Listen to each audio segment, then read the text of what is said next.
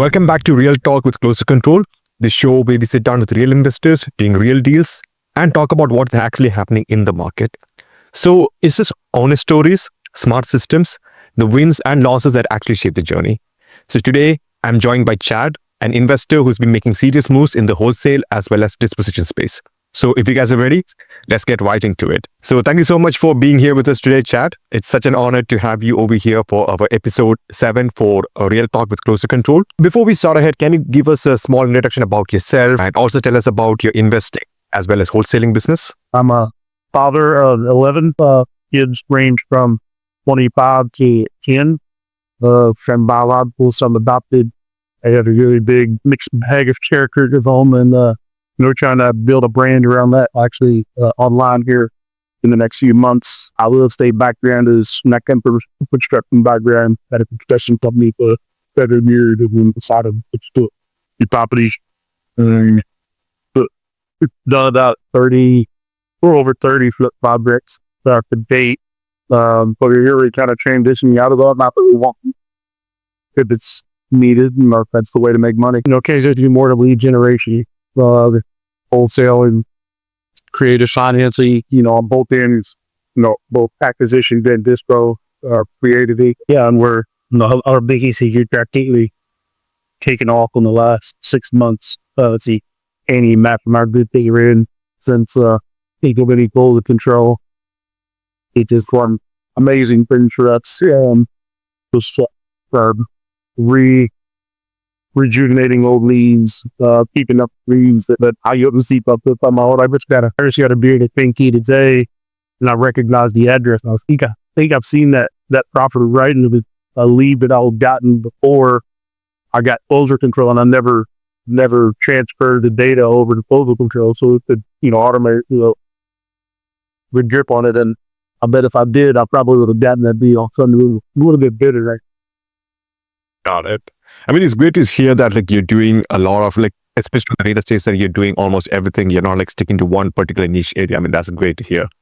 So based on your experience as well as your journey, what would you say is happening which is different from last year compared to this year? Do you see any trends or changes in the market? I'm definitely seeing that probably for a good 6 to 8 months, only a year, that the buyers, retail buyers, you're not getting what the property praises for P50. We might sell P30. There's was a trend in that direction. I don't bank on getting anywhere near, what a tree ARD is on property. It just that might be worth that. So you might be able to resire based on that.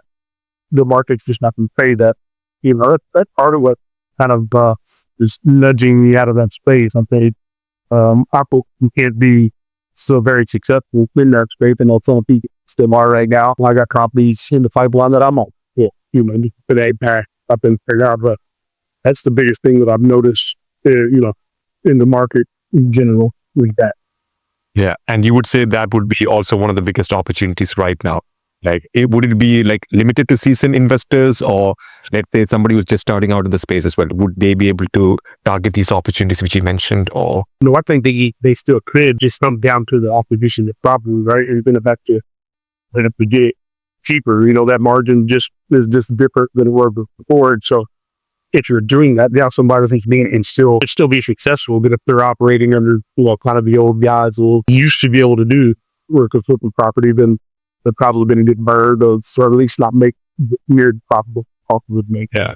And what would you say is one of the biggest challenges in the current market? Is it any particular area, or let's say if it's going to be reselling, innovation, wholesaling, do you see any particular area which is a little bit challenging in the current market right now? My mind really doesn't think that way. I mean, I think in terms of shifting, right? But to me, I guess it's still technically could be a challenge, but it's just if a fleet to make your if it's the market doing this or that, you can still make money if you make the proper decisions to stay ahead of the curve.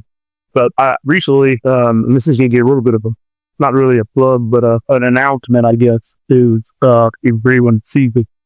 And we, like I mentioned, perfect deal for us is to buy on owner finance or sub 2 and sell on a lease off.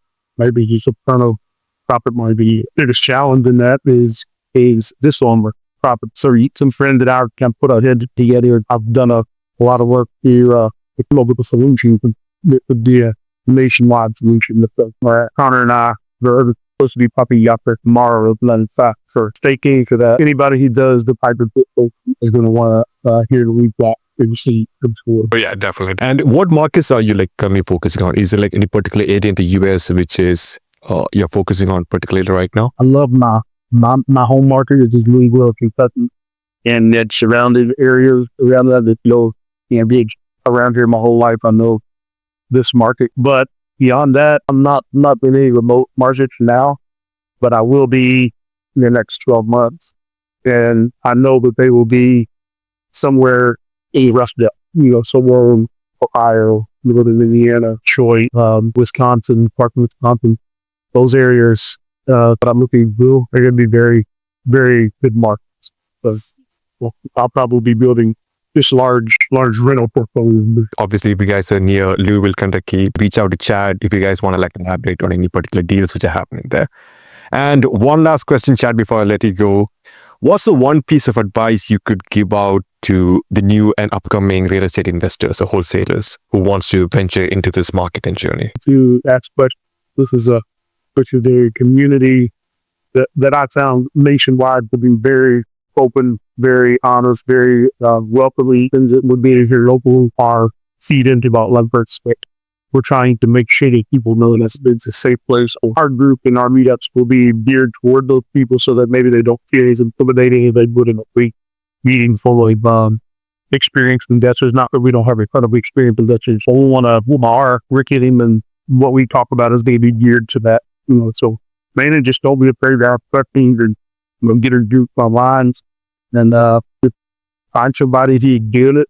And that's what I did. I found somebody who's doing it at the level that I wanted to do, and I said, I'll do whatever they tell me to do. On 6 months, my book pretty easy to do, which power direction, simple, and decide that you're going to execute. Those two key areas. That's clarity and execution. So if you decide execution or not going to be an issue, then you get problem clarity. I think having somebody who has a lot of experience in the you want to venture out, I think that makes a lot of difference. That's enough questions from my side, Chad. Thank you so much for being here with us today. So guys, you guys heard from Chad. You guys heard about his journey as well as the way he explored into the market, what exactly he's doing also right now. Tune in next week where we'll be uploading new stories with new investors and share about what's actually happening in the real estate market. So thank you so much once again, Chad, for being here for Real Talk with Closer Control. And you guys all have an amazing day.